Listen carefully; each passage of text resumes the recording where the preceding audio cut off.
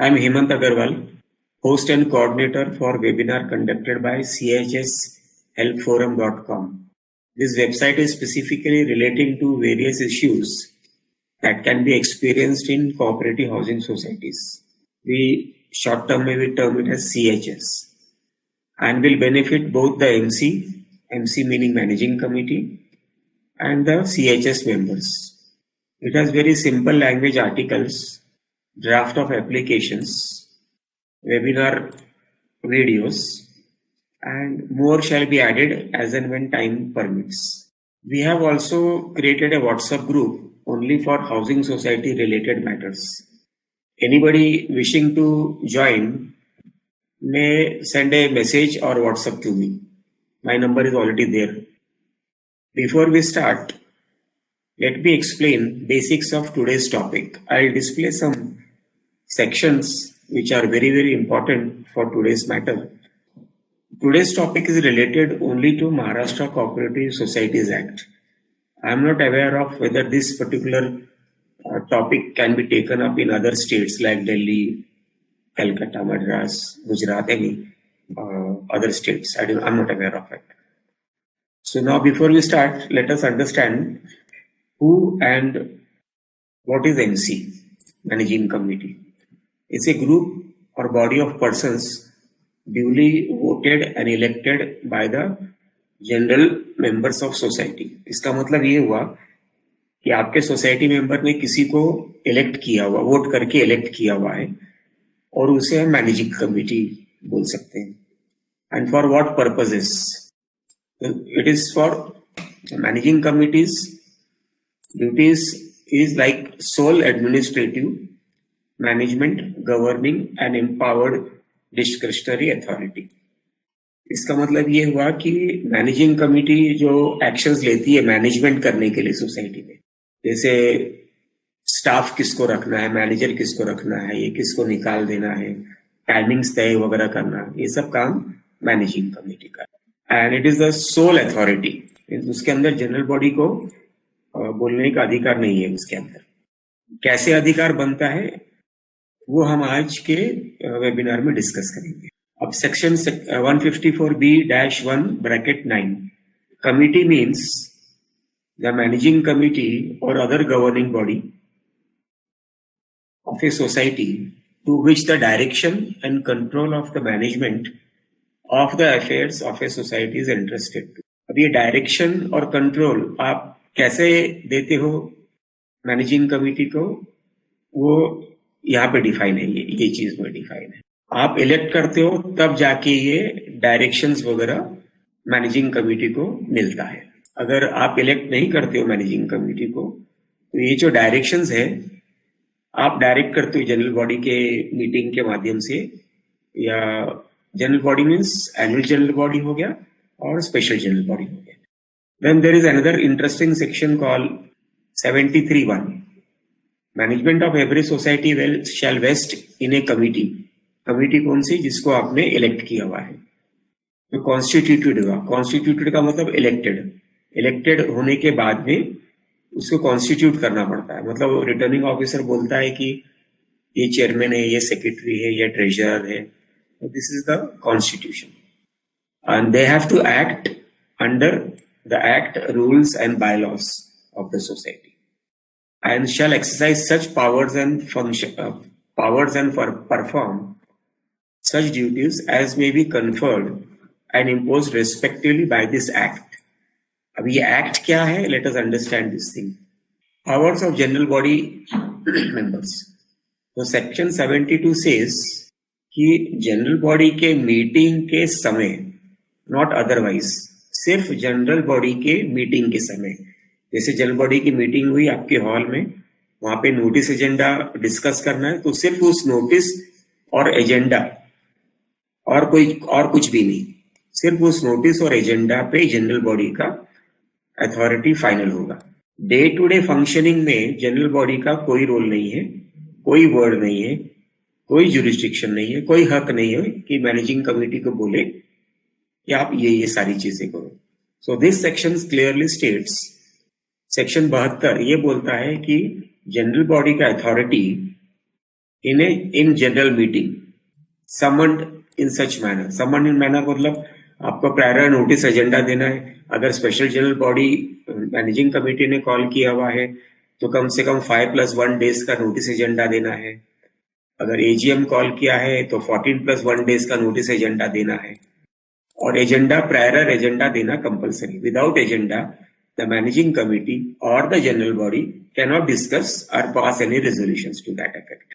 There are certain criteria in the notice agenda which can be done, but it is a technical thing. I'll explain if needed to subsequently.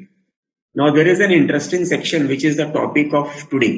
Today's topic is special general body meeting. So section 71 says a special general body meeting can be called at any time by the chairman or by majority of the committee. सिर्फ chairman भी call कर सकता है और managing committee की meeting के दौरान ये भी तय हो सकता है कि ये वाला एजेंडा हम स्पेशल जनरल बॉडी के मीटिंग के दौरान कॉल करना है और उस मैनेजिंग कमेटी के मीटिंग के 1 महीने के अंदर ये मीटिंग कॉल करना है. और सेकेंड ऑप्शन एक और भी ऑप्शन दिया हुआ है. It is a very, very interesting option. It is the power of the general body, not the general body, let us say, the members of the society to enforce their own agenda. वो अपना खुद का agenda managing committee को बोल सकते हैं कि हमारा ये एजेंडा, ये special general body meeting call करो और ये आपको करना ही करना है क्योंकि इस पे अभी कोई मैनेजिंग कमेटी के पास कोई एक्सक्यूज नहीं रहता है, कोई पर्याय नहीं है. So this is the section 76(1)(I) which says on a requisition. Requisition का मतलब है application. So 1/5 members of the society. मानो आपकी सोसाइटी में 100 मेंबर है तो 100 मेंबर का 1/5 होता है 20 मेंबर, मतलब 20% या 1/5 मेंबर बोलो. तो अगर एक एप्लीकेशन 1/5 मेंबर साइन करता है और मैनेजिंग कमेटी को देता है कि आप एसजीएम कॉल करो 1 महीने के अंदर, 1 महीना का यहाँ पे ऊपर हमने देखा 1 महीने के अंदर, और उसका एजेंडा भी वो एप्लीकेशन में ही लिखा होगा. Without the agenda in the application this application will be null and void and it has to be signed by minimum to minimum 1/5 member या 20% members of the society. Section 76(2)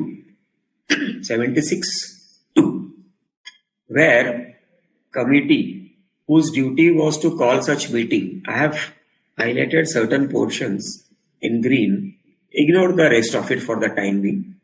So where committee whose duty it was to call such meeting fails to call such meeting. कौन सी meeting? जो अभी हमने ऊपर अभी requisition meeting की बात किया, ये वाला. तो अगर मैनेजिंग कमेटी ये वाली रिक्वेजिशन मीटिंग 1/5 मेंबर की रिक्वेजिशन वाली मीटिंग फेल्स टू कॉल, अगर उन्होंने कॉल नहीं किया कोई भी एक्सक्यूज के लिए, देन द रजिस्ट्रार मतलब आपका डिप्यूटी रजिस्ट्रार या तो assistant registrar, the registrar may by order declare such officer और member disqualified for being a member of the committee for such period not exceeding 5 years. That he has to specify in the order. Order में लिखना है कि मैं इस managing committee member, typically it is usually the chairman, the secretary and the treasurer. So this particular अभी इस particular section का मतलब क्या होता है? I'll just explain to you in a very simple manner. 1/5 member ने आपको एक एप्लीकेशन दिया मैनेजिंग कमेटी को कि ये मीटिंग कॉल करो और ये हमारा स्पेसिफिक एजेंडा है.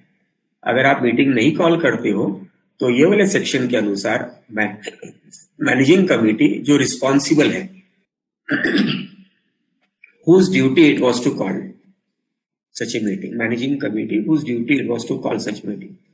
So the registrar will disqualify this committee for not calling this requisition managing committee.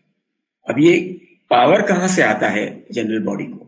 General body को पावर इस पर्टिकुलर सेक्शन से आता है, 154(b) में आता है. Direction and control of the management of the affairs is entrusted to. Who has entrusted to? The general body. वही general body जिसने अभी ये 76(1) के अंदर 1/5 मेंबर का रिक्वेजिशन दिया सो आप नहीं कॉल करते हो तो वो डिसमिस हो जाता है. Now there is, just read this particular section also. Section 73 bracket 3, 76 bracket 3. If special general body meeting of the society is not called in accordance with the requisitions. See the words highlighted in green. Is not called in accordance with the requisitions. There are 3 points to this thing. The requisition means signed by 1/5 members, that is 20% members. That should be an agenda. And the third requisition has to be called within 30 days of the application. Now, if you read your society bylaws, approved bylaws जो आपके पास होंगे, bylaw number 95. Bylaw number 95 also states the same thing. Section 71(1), 76(1) and 76(2) is also literally reproduced in bylaw number 95. I'll read it out for you, for our listeners also. Special general body meeting, that is SGM, of the society may be called at any time at the instance of the chairman or by the decision of the majority of the committee or in requisition signed by 1/5 members of the society. जो ऊपर हमने देखा 76(1) के अंदर and 76(2) के अंदर. अभी another interesting thing over here is, green पे देखिए आप, green में क्या लिखा है. Meeting so convened shall not transact any business other than that mentioned in the notice of the meeting. This means कि notice agenda में जो business लिखा हुआ है सिर्फ और सिर्फ वही transact होगा. Other business with the permission of the chairman or presiding officer cannot be transacted in an SGM. This is the meaning of this particular section and this particular bylaw. Now, bylaw number 97. Read the green only. Forget the upper thing because I have already explained to you. Provided that the business to be transacted at the requisitioned, remember this word, requisition, matlab applied for. A requisitioned SGM meeting shall be only that mentioned in the requisition. Now, I'll explain few more things to it before we invite our speaker. आप अपने requisition application SGM के लिए आप उसके अंदर कोई भी legitimate legal agenda डाल सकते हो. जैसे आपका सिविल रिपेयर हो रहा है सोसाइटी में, आपको उसको एक्सटेंड करना है या आपको उसको कम करना है, या उसका जो civil repair fund extra generate कर रहे हो उसका पीरियड अगर आपको एक्सटेंड करना है, लेटर से आपने ये सोचा कि 2 साल में करना है, so using this particular technique, you can extend it to 36 months also, you can extend it to 48 months or whatever months. But this agenda has to be signed by minimum 20%. You can also use this section. I'm telling for all the information of the जो members परेशान है अपने अपने managing committee से. अगर उस managing committee को कुर्सी से हटा देना है तो ये सेक्शन आप यूज कर सकते हो. आप एक रिक्विजिशन बनाइए, 20 लोगों का साइन लीजिए. एजेंडा क्या होना है? एजेंडा होना है pass no confidence motion against the present managing committee in toto, means पूरी मैनेजिंग कमिटी के अगेंस्ट में, या सिर्फ चेयरमैन के अगेंस्ट में, या सिर्फ चेयरमैन और सेक्रेटरी के अगेंस्ट में, या सिर्फ चेयरमैन सेक्रेटरी ट्रेजरर के अगेंस्ट में. ये भी एक एजेंडा है, ये भी एक बहुत लेजिटिमेट एजेंडा है. इसमें इलीगलिटी कुछ भी नहीं है. This agenda cannot be negativated और refused by the deputy registrar और by the cooperative court. Why? Because the law provides it. What law provides it? This is the law that is providing it. 76(1). Okay, I'll stop the screen sharing now and we will proceed completely for the meeting now. Now, on behalf of all the participants, I invite today's speaker, Mr. Mitesh Pazare. Mitesh sir is a civil engineer in Pune district.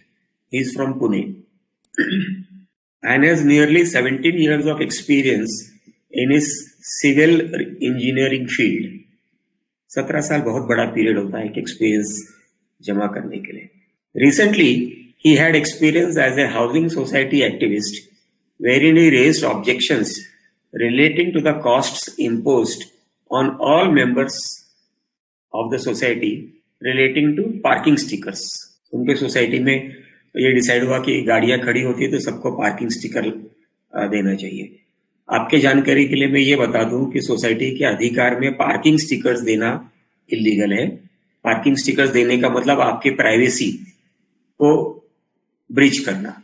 आप parking sticker लेके अपनी गाड़ी में चिपकाओगे, कहीं पर भी जाओगे, उस पार्किंग स्टिकर की वजह से आपका लोकेशन तय हो सकता है, आपका प्राइवेसी ब्रीच होता है. तो society has got no jurisdiction to issue any parking stickers. Anyway, that is not the matter for today. So, costs imposed on all members on parking stickers. Matters did not get resolved at society level, wherein Mr. Mitesh had to ultimately seek directions from the local cooperative ward registrar. उनका पूना में है, उनका भी शायद deputy registrar ही होगा. He, along with other members, moved application for SGM before managing committee on parking sticker issue. Managing committee ने उनका ये नोटिस रिक्विजिशन अंडर 76 इग्नोर किया. मितेश सर ने डेप्यूटी रजिस्ट्रार के पास में कंप्लेंट दर्ज की. डेप्यूटी रजिस्ट्रार ने मैनेजिंग कमेटी को नोटिस दिया. मैनेजिंग कमेटी ने कोशिश यही किया अलग अलग एक्सक्यूजेस देके ये गलत है, ये एसजीएम ये वगैरह वगैरह, पर अल्टीमेटली सुनवाई के बाद में डेप्यूटी रजिस्ट्रार ने चेयरमैन और सेक्रेटरी को 5 साल के लिए डीबार कर दिया. Mitesh sir will share his experiences on his cooperative housing society leading to debarring of chairman and secretary, and will brief us on today's topic, which is MC debarred for 5 years for not calling requisition SGM. Now, on behalf of all the participants, we welcome Mitesh sir and request him to share his experience with all of us in simple, non-technical language using common Hindi, English, Marathi. Over to you, Mitesh, Mr. Mitesh Pazare. Thank you on behalf of all the participant friends. Mr. Mitesh, please go ahead. मेरा नाम है मितेश और आज मैं आप सबके साथ मेरा एक छोटा सा एक्सपीरियंस शेयर करने वाला हूँ.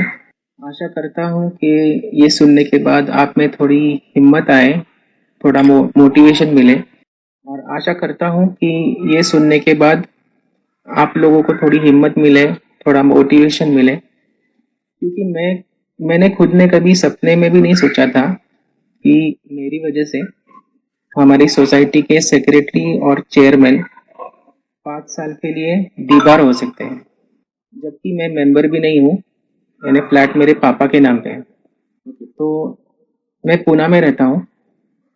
सोसाइटी का नाम स्टेट बैंक नगर है, हालांकि अभी वो बदल चुका है.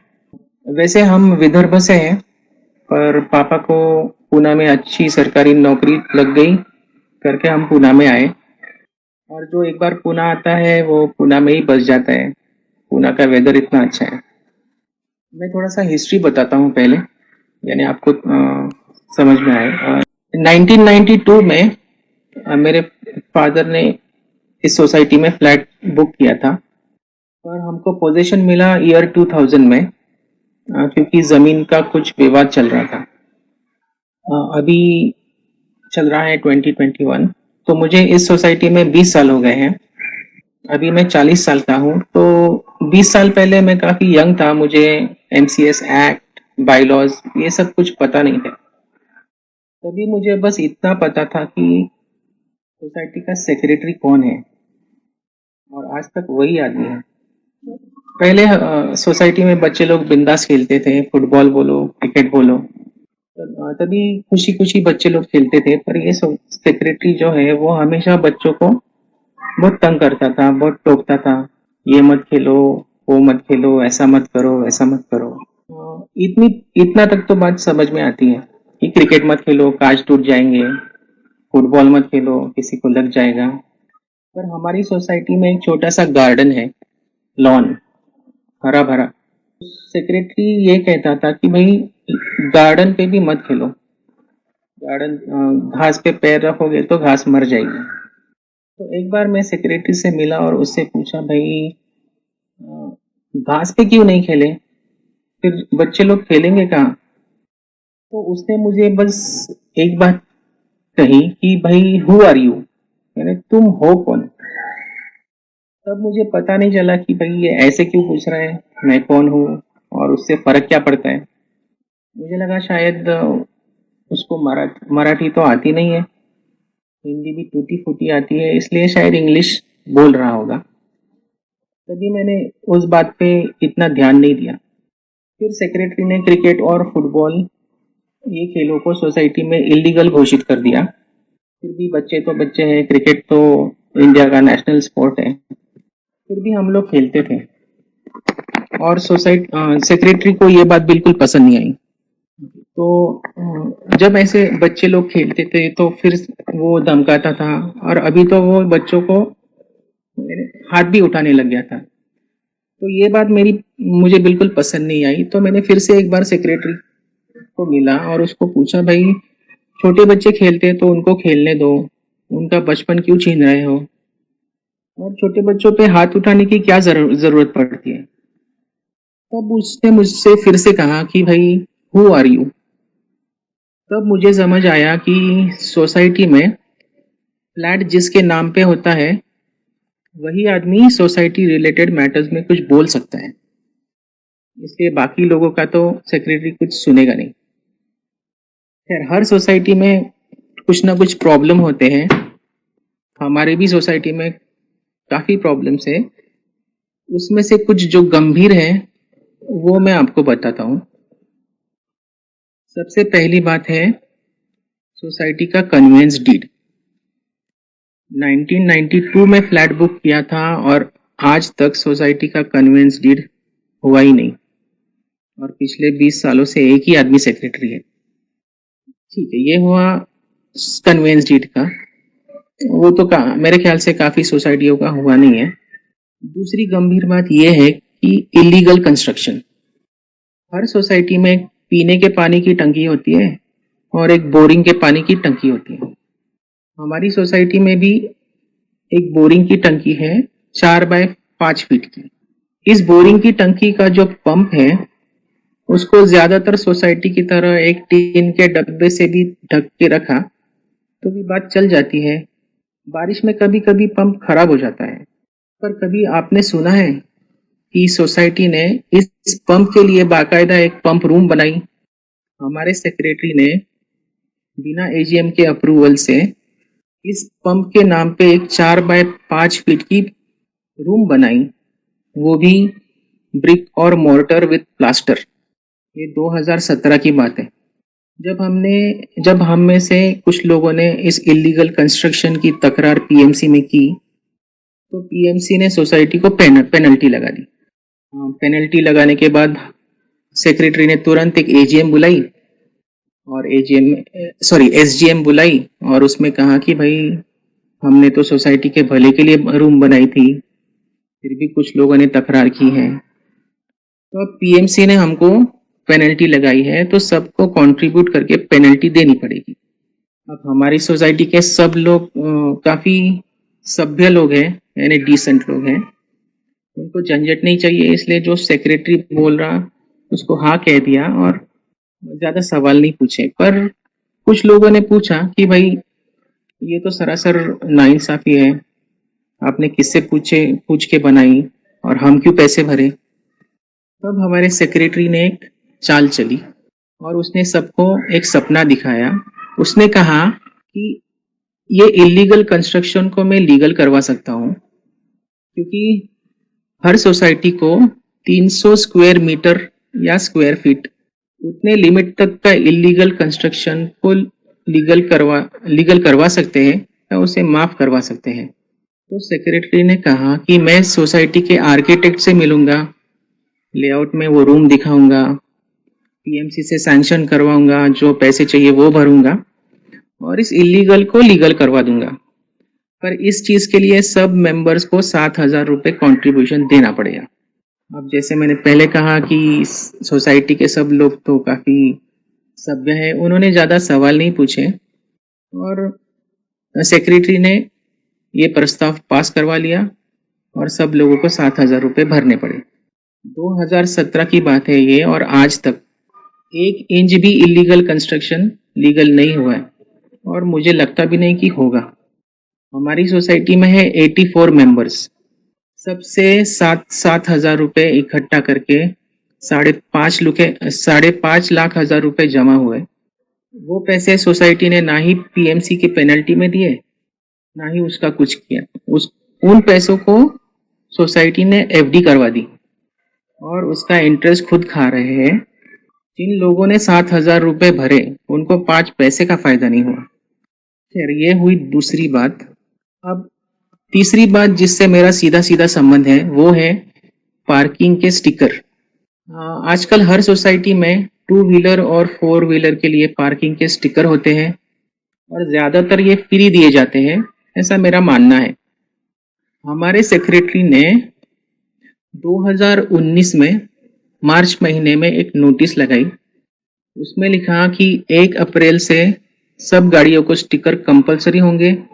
बिना स्टिकर की गाड़ी को सोसाइटी में आने नहीं दिया जाएगा और सोसाइटी ही पार्किंग स्टिकर देगी। एक स्टिकर की कीमत होगी 100 रुपए।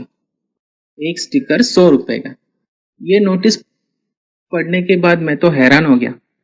मैं सोचा कि भाई ऐसे कौन से गोल्ड प्लेटेड स्टिकर दे रहा है सोसाइटी, जरा देखूं। और स्टिकर देखने के बाद मुझे पता चला कि भाई इस स्टिकर की मार्केट वैल्यू तो 2 रुपए से ज्यादा नहीं होगी। इसलिए मैं मार्केट में गया थोड़ी जानकारी लेने के लिए। तब मुझे पता चला कि मार्केट में 6 रुपए से 12 रुपए तक अच्छी क्वालिटी के रिफ्लेक्टिंग स्टिकर मिल जाते हैं। तो मैंने बाकायदा एक ब्रोशर यानी कोटेशन जैसा बनवाया और हमारी सोसाइटी के लोगों को दिखाया। लोगों को भी ये बात समझ में नहीं आ रही थी कि भाई एक स्टिकर के लिए 100 रुपए क्यों देने पड़ेंगे, उसकी असली कीमत क्या है। तो जब मैंने वो ब्रोशर दिखाया तो लोगों की बात समझ में आ गई और लोग मेरे साथ आने लग गए। तो मैंने जोश जोश में एक अर्जी बनाई। तब मुझे ये एमसीएस एक्ट ये कुछ पता नहीं था। मैंने एक प्लेन कागज पे एक पेन से अर्जी बनाई और उसमें लिखा कि सोसाइटी जो स्टिकर दे रही है वो बहुत महंगे हैं। मार्केट में ये 6 रुपए से 12 रुपए तक के स्टिकर मिल जाते हैं। तो हम चाहते हैं कि एक मीटिंग बुलाई जाए और इस मीटिंग में हम तय करेंगे कि स्टिकर कौन से होने चाहिए और स्टिकर की कीमत कितनी होनी चाहिए।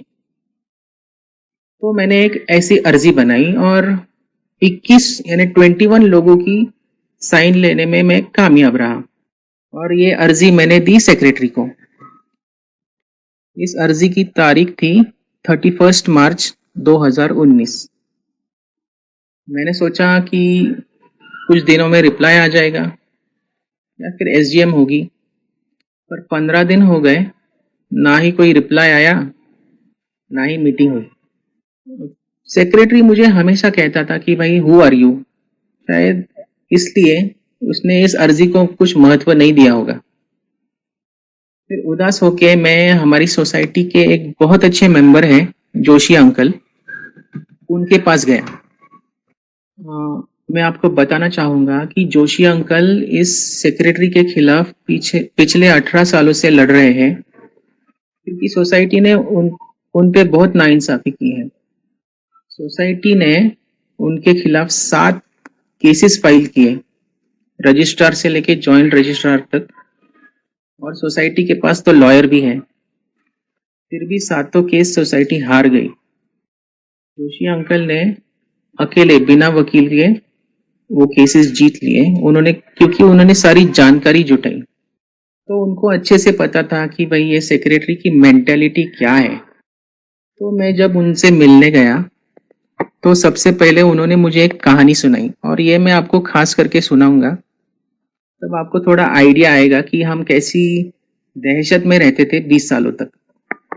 उन्होंने मुझे बताया कि बहुत सालों पहले अमेरिका में एक गैंगस्टर हुआ करता था जो भी क्राइम करता था वो पीछे एक भी सबूत नहीं छोड़ता था। तो पूरे अमेरिका की पुलिस बहुत परेशान हो गई थी कि इसको पकड़े तो पकड़े कैसे। पर एक दिन एक इनकम टैक्स ऑफिसर ने पता लगाया कि भाई इस गैंगस्टर ने $1 का भी इनकम टैक्स नहीं भरा है। तो आपको यकीन नहीं आएगा, वो खतरनाक गैंगस्टर, उसको इनकम टैक्स नहीं भरने के कारण अरेस्ट किया गया। उस गैंगस्टर का नाम है कपोलो। एक बार अरेस्ट होने के बाद तो उसकी सारी हवा निकल गई। फिर मुझे जोशी अंकल ने बताया कि MCS एक्ट होता है और उसके ऐसे ऐसे सेक्शंस होते हैं। तो सेक्शन 76/1 के 1 को कोट करके हमको अर्जी बनानी पड़ेगी, तब उसका कोई महत्व होगा। तो अंकल ने मुझे एक प्रॉपर यानी लीगल लैंग्वेज में अर्जी बना के दी और कहा कि अब तुम जाके इस पे साइन ले लो। वो तारीख थी 24 अप्रैल 2019। फिर मैं जोश जोश में मेरा सिग्नेचर कैंपेन शुरू किया और इस बार मैं 25 यानी 25 साइन लेने में कामयाब रहा। पर तब मुझे ये पता नहीं था कि भाई जिनसे मैं साइन ले रहा हूँ क्या वाकई फ्लैट उनके नाम पे है। मुझे ये तो पता था कि भाई जो रेंट पे रहते हैं उनका साइन नहीं लेना है, पर मैंने कभी ये नहीं पूछा कि भाई क्या सही में आपके नाम पे फ्लैट है। मैं बस साइन लेते जा रहा था। वो अर्जी मैंने सेक्रेटरी को दी और इस बार उस अर्जी की एक कॉपी डेप्यूटी रजिस्ट्रार को भी दे दी। फिर मैंने सोचा कि भाई इस बार तो कोई रिप्लाई आएगा या फिर SGM होगी, पर हुआ उसका उल्टा। रिप्लाई तो नहीं आया, पर सेक्रेटरी ने स्टिकर की सख्ती कर दी और डर के मारे सब लोग स्टिकर लेने लग गए। 100 रुपए का एक स्टिकर, यानी हर घर में कम से कम एक दो, हमारी सोसाइटी में 4-5 गाड़ियां हैं। एक स्टिकर बोले तो 100 रुपए, यानी 500 रुपए ऐसे ही वेस्ट। फिर मैंने सोचा शायद अब कुछ नहीं हो सकता, पर अर्जी देने के 1 महीने के बाद शायद सेक्रेटरी को डेप्यूटी रजिस्ट्रार से एक लेटर आया। वो कहते हैं ना शो कॉज लेटर, और ये लेटर मिलने के बाद तो सेक्रेटरी के कान में घंटी बजी होगी और उसने लगाया होगा सोसाइटी के लॉयर को फोन।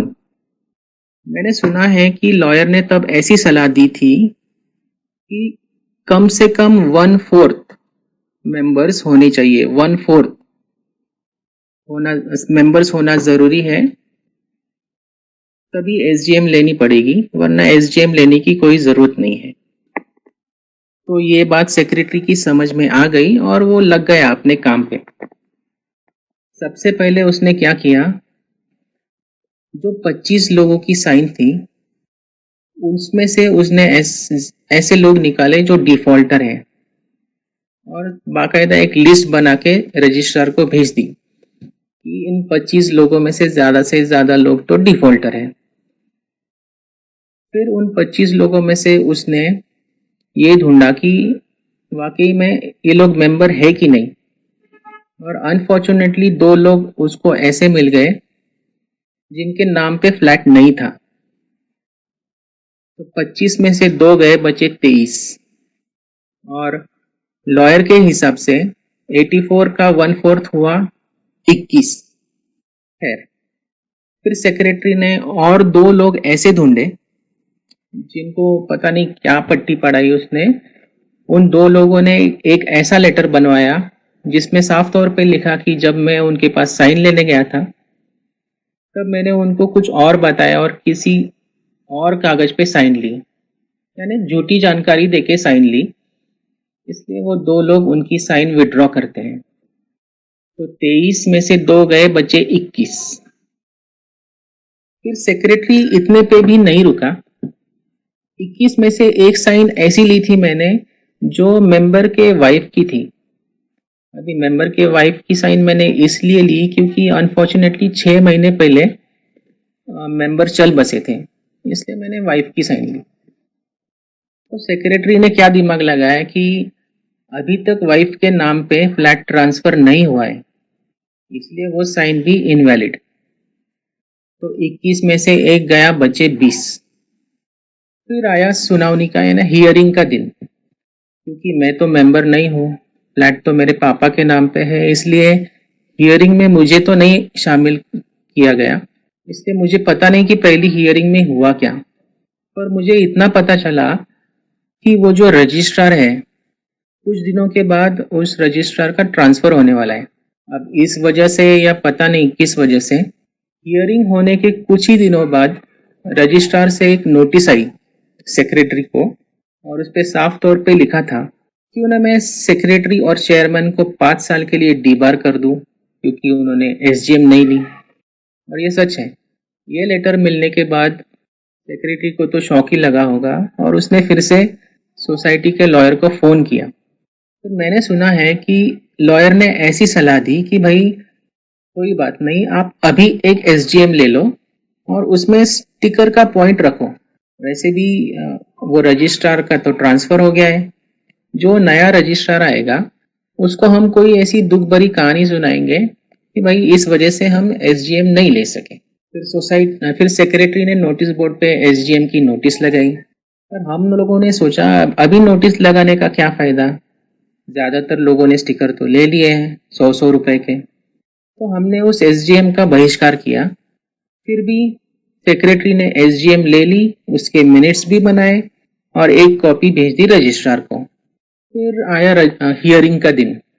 अभी इस बार मैंने सोचा कि भाई इस बार की हियरिंग मैं अटेंड कर लेता हूँ। वैसे भी नई रजिस्ट्रार आई है, उनको बता दूंगा कि मैं पापा को असिस्ट करने आया हूँ और मैंने पापा से अथॉरिटी लेटर भी बनवा के लिया था।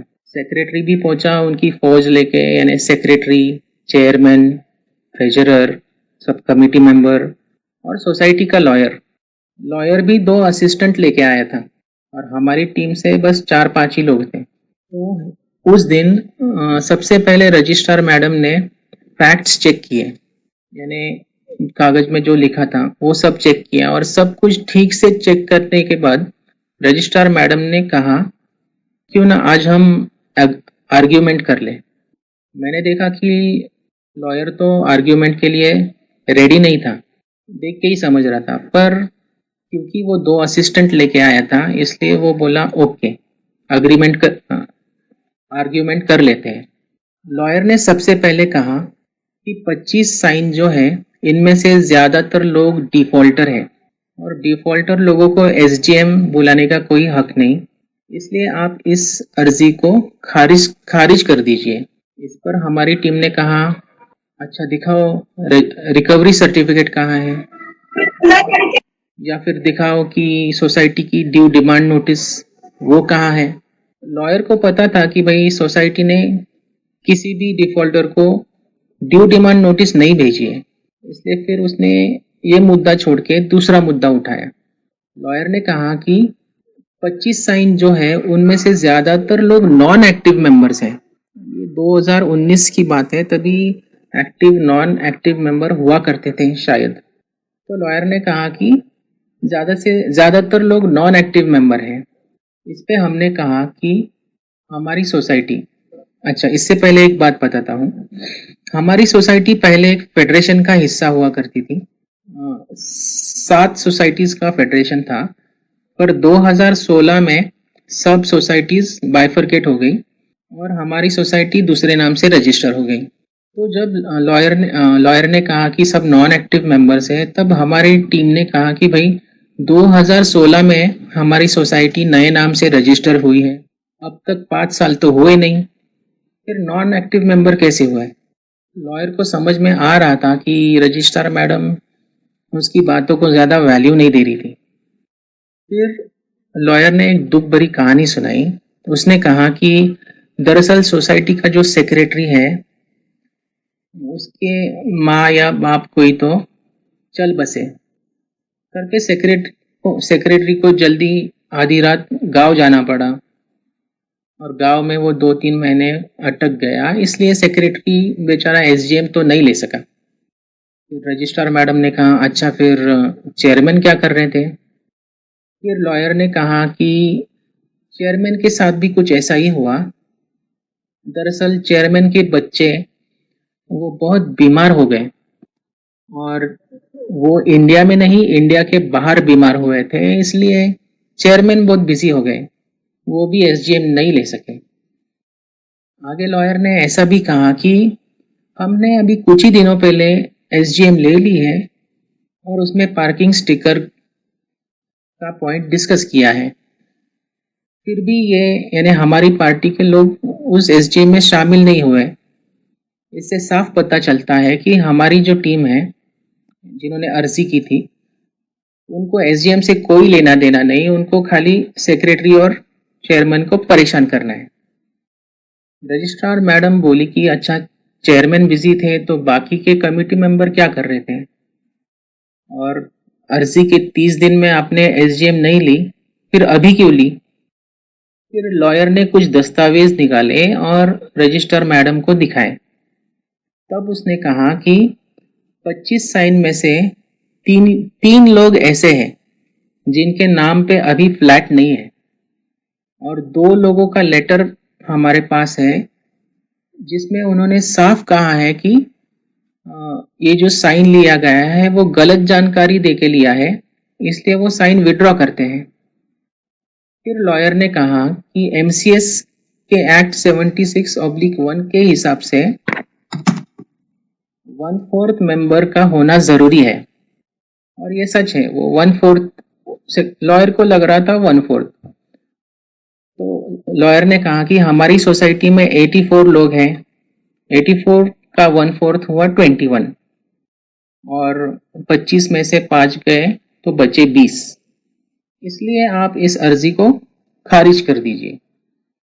इस पर मैडम ने कहा कि अच्छा, मान लेते हैं 25 में से 5 लोग इनवैलिड है, फिर भी इनके पास 20 लोग बचते हैं, और एमसीएस के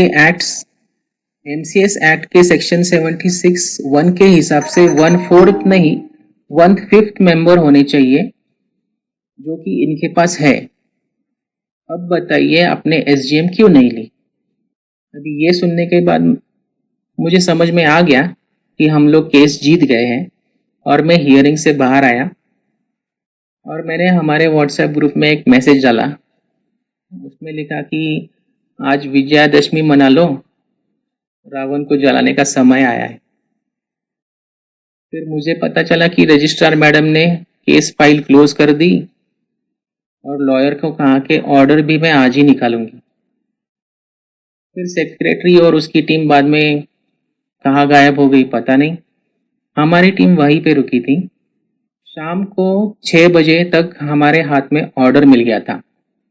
तारीख थी 18 सितंबर 2019। अभी ये बात जब सोसाइटी में समझ आई तो सब लोग बहुत खुश हुए, खास करके सोसाइटी के बच्चे। तब मुझे सेक्रेटरी की एक बात याद आई। वो मुझे हमेशा पूछता था कि भाई, हु आर यू। एक वो दिन था और एक आज का दिन है। अब मुझे किसी को बताना नहीं पड़ता कि मैं कौन हूँ। करीब 6 महीने तक सेक्रेटरी चुप बैठा। उसके बाद कोरोना शुरू हो गया। इस दरमियान सेक्रेटरी ने अर्जी लगाई थी जॉइंट रजिस्ट्रार के पास, पर अर्जी खारिज हो गई। अभी उसने हाई कोर्ट में अर्जी लगाई है। तो ये है मेरा एक्सपीरियंस। एक्चुअली ये सिक्के की एक ही बाजू है। दूसरी बाजू ये है कि आज भी वही सेक्रेटरी काम कर रहा है, पर पर्दे के पीछे से काम कर रहा है, यानी प्रॉक्सी से काम कर रहा है। अभी तो मैं वेट कर रहा हूँ कि हमारी सोसाइटी का इलेक्शन होने वाला है अक्टूबर में। देखते हैं, अच्छे लोग चुन के आए तो अच्छी बात है। तो मेरे इस एक्सपीरियंस से मैं आप सब लोगों को ये बात बताना चाहता हूँ कि जो छोटी सोसाइटीज हैं, यानी 100 से लेके 250 मेंबर तक, उनको उनको अगर कोई तकलीफ है तो उन्हें ज्यादा मेहनत नहीं करनी पड़ेगी, क्योंकि एमसीएस एक्ट जिसने बनाया है उसने कुछ सोच समझ कर ही 1/5 लोग लिखा होगा। यानी अगर मानो 100 मेंबर है आपकी सोसाइटी में, तो आपको खाली 20 लोगों को मनाना पड़ेगा और आपके सब प्रॉब्लम सॉल्व हो जाएंगे। तो ये था मेरा experience. Over to you sir. Mr. Mitesh, thank you very much for your experience sharing. That is very interesting. I will add some more things to your experience and to other people also. जब भी हम application बनाते हैं 76 के अंदर, 76(1) के अंदर, और हम 1/5 मिनिमम 1/5 लोगों का सिग्नेचर लेना है, ज्यादा भी ले सकते हैं, तो ज्यादा ही लेना चाहिए, क्योंकि ये जो आपने बताया ये सब पैंतरे, ये सब एक्सक्यूजेस सोसाइटी की कमेटी के लोग करेंगे कि नहीं ये तो टेनेंट है, ये तो इनका नाम पे फ्लैट ट्रांसफर हुआ नहीं है, वगैरह वगैरह वगैरह। टेनेंट्स का नॉट साइन, ठीक है, दे आर नॉमिनल मेंबर्स, वहां तक समझ में आता है, दैट इज ओके।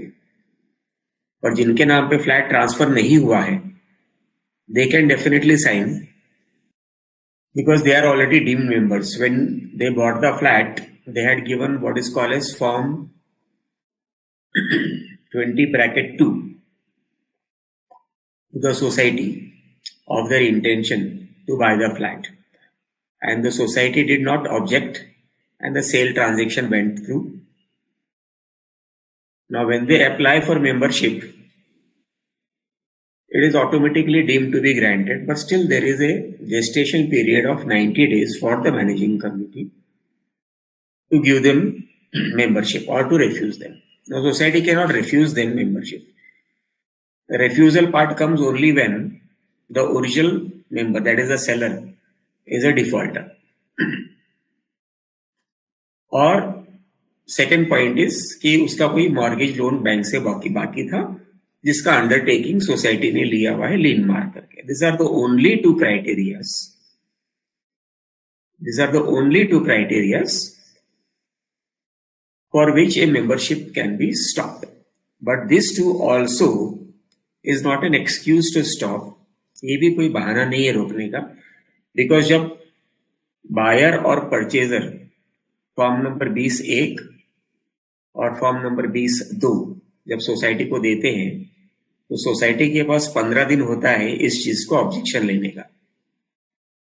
तो उसी समय ऑब्जेक्शन में दोनों पार्टियों को, सोसाइटी को नोटिस देना है कि इस फ्लैट के अगेंस्ट में इतना आउटस्टैंडिंग ड्यूज बाकी है, मेंबरशिप ट्रांसफर नहीं होगा जब तक ये ड्यूज नहीं दिया जाएगा, या ये फ्लैट के अगेंस्ट में ये मॉर्गेज बाकी है. अगर ये दोनों नोटिस सोसाइटी ने बायर और सेलर को नहीं दिया हुआ है, तो सोसाइटी का मेंबरशिप रेफ्यूजल का हक खत्म हो जाता है.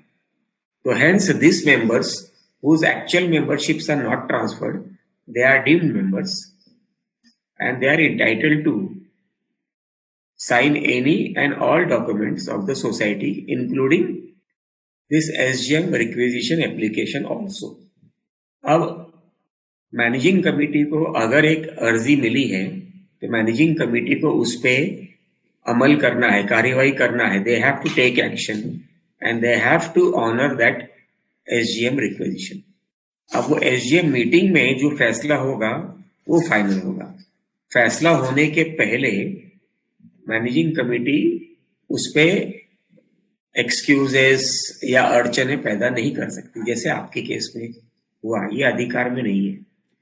आपके पुणे के रजिस्ट्रार ने बहुत अच्छा उदाहरण दिया, बहुत अच्छा प्रश्न किया, बहुत समझदारी से काम लिया.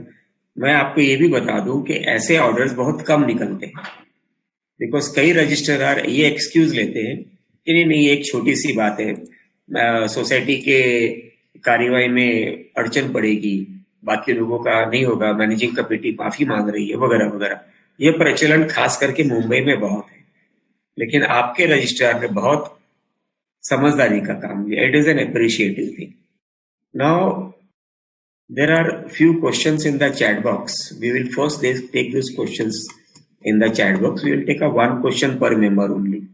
दोस्तों को ये बता दूं कि Mithesh is a civil engineer. He is not a lawyer. He is not an advocate. He will not be able to give you any technical replies. But I'll try as much as possible to solve all your queries that are put in the chat box. So there is one query by Mr. Anup Patel. His question is, what action can be taken against MC at a higher level under section 76 of the Act, as many members of the society feel that there seems to be a nexus का मतलब साठगांठ, मिली भक्ति, between the MC and the officers of the deputy registrar. अगर अर्जी proper है, 1/5 member लोगों ने sign किया हुआ है, लेजिटिमेट एजेंडा है, ऐसा एजेंडा नहीं है जो इलीगल हो कि भाई हम ऐसा एजेंडा हो कि फ्लैट खाली सोसाइटी के विडो लोगों को ही बेचा जाएगा, है ना। ये सब फालतू के एजेंडा भी निकल आते हैं कई बार। तो अगर लेजिटिमेट एजेंडा है, जैसे आपका agenda mister Mitesh was perfectly legitimate. मैंने और भी एक दो उदाहरण दिए शुरू के लेक्चर में, जैसे नो कॉन्फिडेंस मोशन वगैरह का, वो भी परफेक्टली लेजिटिमेट एजेंडा है। अगर मैंने मैनेजिंग कमेटी को सेलेक्ट किया हुआ है, जैसे मैंने आपको पहले उदाहरण बताया, सेक्शन 154B-1 ब्रैकेट में 9, तो अगर मैं जनरल बॉडी हूं, अगर मैंने आपको इलेक्ट किया हुआ है, तो कानून में ऐसा कोई भी प्रोविजन नहीं है कि मैं जिसने आपको इलेक्ट किया आपको नहीं हटा सकता है। और सरप्राइजिंगली एमसीएस एक्ट में, जैसे आपने भी बताया, किसी ने कुछ सोच के ये सेक्शन डाला 76(1), जिसमें 1/5 मेंबर रिक्वेजिशन दे सकता है अपने खुद का मनमानी लेजिटिमेट एजेंडा का। तो अगर ऐसे एजेंडा दिया हुआ है, 1/5 लोगों ने साइन किया हुआ है, तो मैनेजिंग कमेटी को मीटिंग होल्ड करना ही करना है। 30 दिनों के अंदर अगर ये मीटिंग नहीं होल्ड किया तो डेप्यूटी रजिस्ट्रार को उस कमेटी को बर्खास्त करना ही करना है। ये प्रोविजन है। अगर ये प्रोविजन का पालन नहीं करना है तो डेप्यूटी रजिस्ट्रार को बाकी भी प्रोविजन का पालन करने की आवश्यकता नहीं है। वहां पर भी तमाम एक्सक्यूज दिए जा सकते हैं। या तो रजिस्ट्रार को इस सेक्शन के कानूनी महत्व का पता नहीं है, या तो वो जानबूझ के इग्नोर कर रहा है। यही दो संभावना हो सकती है। और अगर उसे कानूनी महत्व उस सेक्शन का पता नहीं है तो उसे अपने, मेरे समझ से, उस रजिस्ट्रार को उसकी कुर्सी से इस्तीफा दे देना चाहिए, ताकि और कई लोग आए यहाँ पे। भारतवर्ष में, महाराष्ट्र में ही मेरे ख्याल से कम 10 करोड़ से ज्यादा जनसंख्या है और बहुत से लोग 40% अनएम्प्लॉयड बैठे हुए हैं। तो हजारों लोग पढ़े लिखे आ सकते हैं ऐसे कामों के लिए। तो the deputy registrar has got, और the registrar has got no authority to say कि नहीं 76 के अंदर में ये सारे कंडीशंस पूरे हुए हैं, तो मैं इस पे एक्शन नहीं लूंगा। अभी coming back to question of mister Anoop Patel, अगर आपको ऐसा लगता है कि साठगांठ है मैनेजिंग कमेटी और डेप्यूटी रजिस्ट्रार के बीच में, और डेप्यूटी रजिस्ट्रार इस चीज पे हक नहीं कर सकता है, तो आप हाई कोर्ट में जाके पिटिशन कर दीजिए इस चीज के बारे में। और उसके नीचे की पिटिशन करना है तो आप विजिलेंस डिपार्टमेंट है कोऑपरेटिव सेक्शन में, उसके पास कंप्लेन कर दीजिए और इस चीज पे आप आगे बढ़ सकते हो। और उनका एक और भी क्वेश्चन है कि क्या कार्यवाही आप डेप्यूटी रजिस्ट्रार के खिलाफ ले सकते हो। वेल, आपकी अर्जी है मैनेजिंग कमेटी के खिलाफ, डेप्यूटी रजिस्ट्रार के खिलाफ नहीं है। डेप्यूटी रजिस्ट्रार के खिलाफ सिर्फ एडमिनिस्ट्रेटिव एक्शन हो सकता है, वो भी आप उनके डिपार्टमेंट हेड के पास कंप्लेन करोगे तब जाके वो होता है।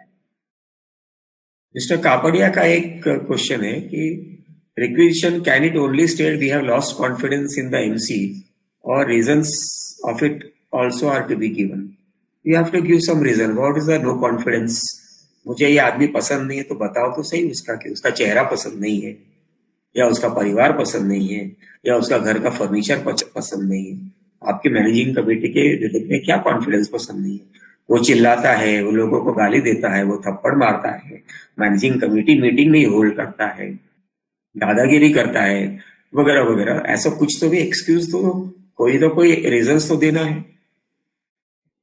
There is a question by Fatima madam, I will answer her question later on. There is a question by a company named Pooja Digi Prints. In last AGM, it was resolved that an SGM can be called to discuss the issue of encroachments done by few members, including few committee members. No meeting is called, and they have called an AGM and no agenda to discuss encroachments. Well, this thing you could have put up an SGM requisition, जैसे mister Mithesh ने achieve किया, वैसे भी आप आज के दिन भी कर सकते हो।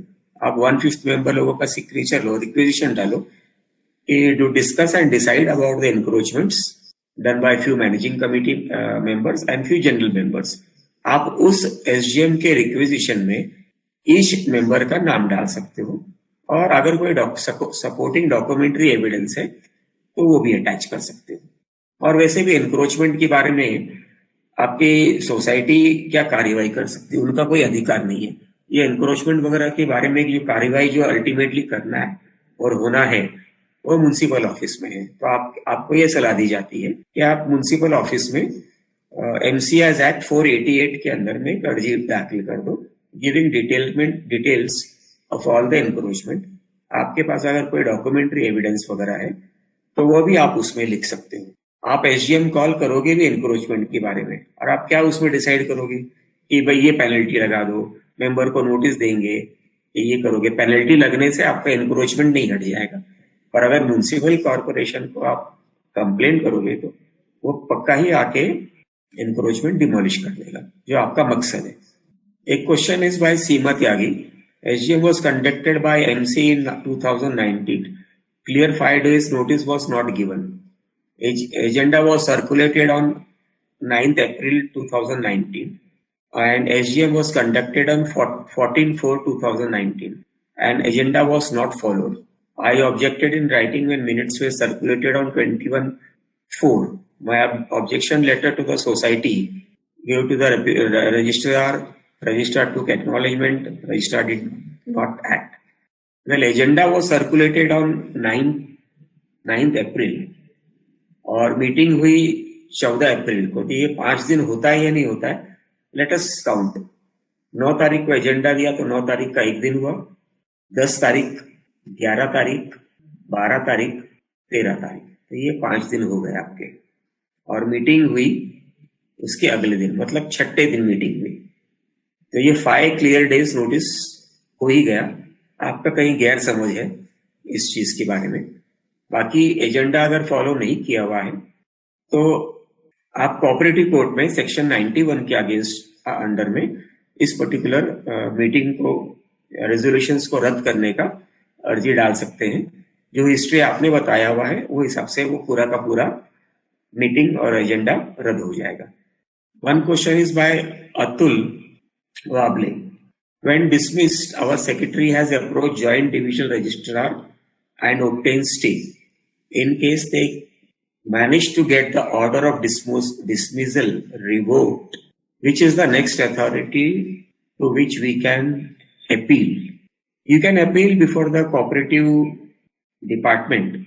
The Minister of Cooperation hears this particular thing on the second appeal. Pooja Digi Print is asking, can I know the registrar's name, please? It is a policy of our webinar that we do not disclose or discuss any authority's name.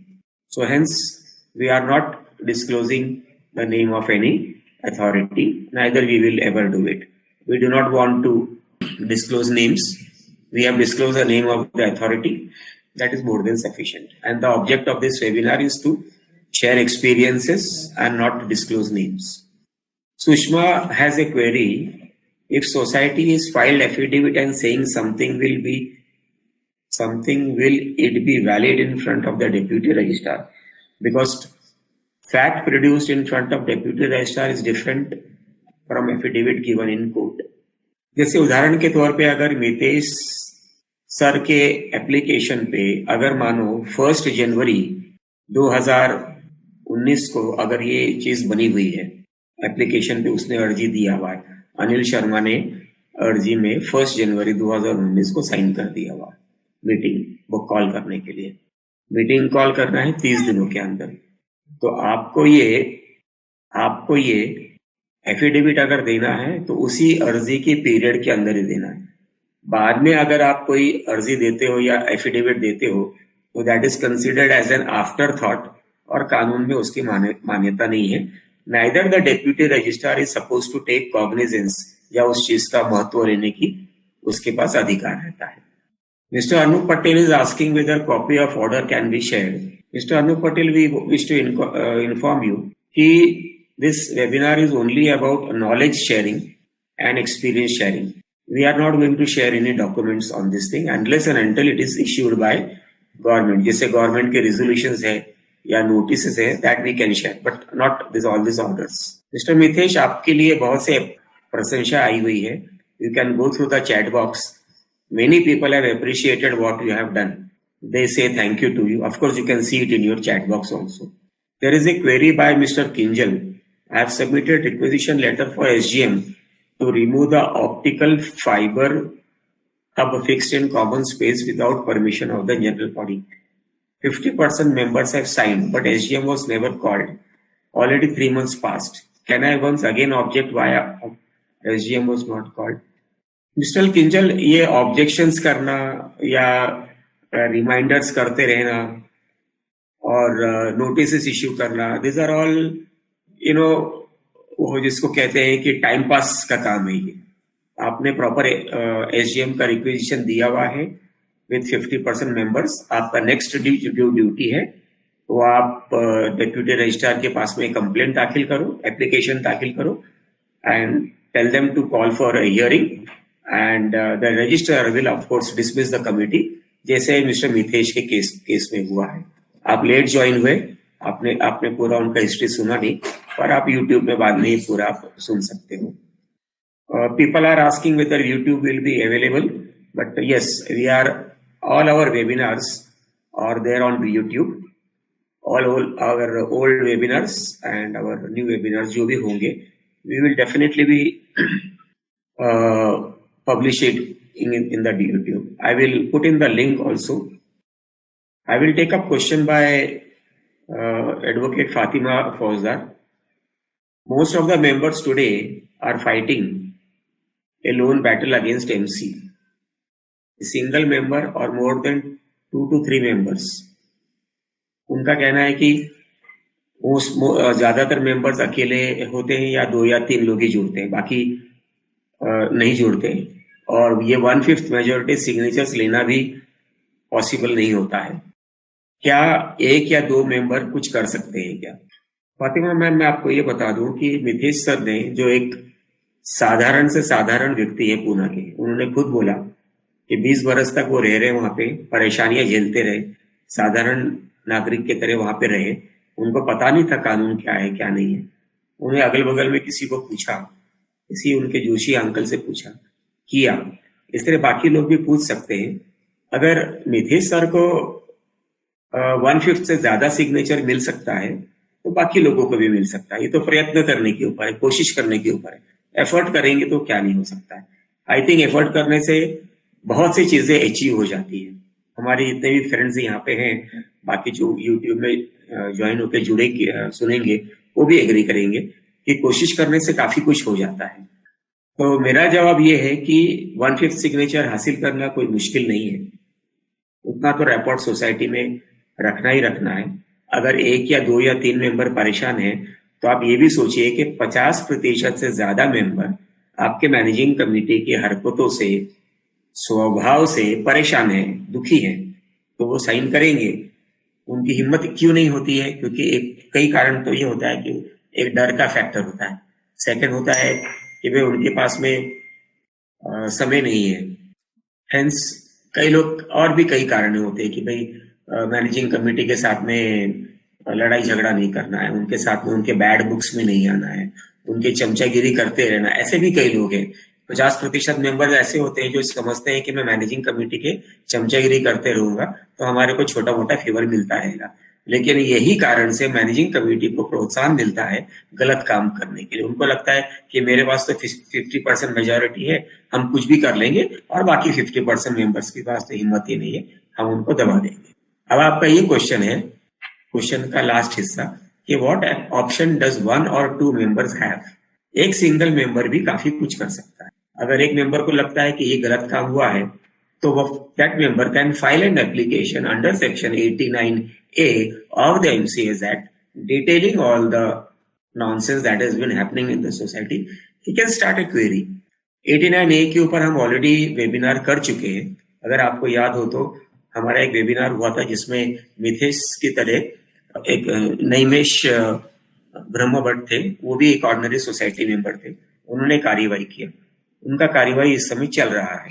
हमारे मुंबई में deputy registrar fast काम नहीं करते, क्योंकि हमारे मुंबई शहर में शायद ज्यादा ओवरलोडिंग है या और भी कोई वजह हो सकती है. Anyway, all the questions are over for today. Thank you, sir, for answering the query. Yes, madam.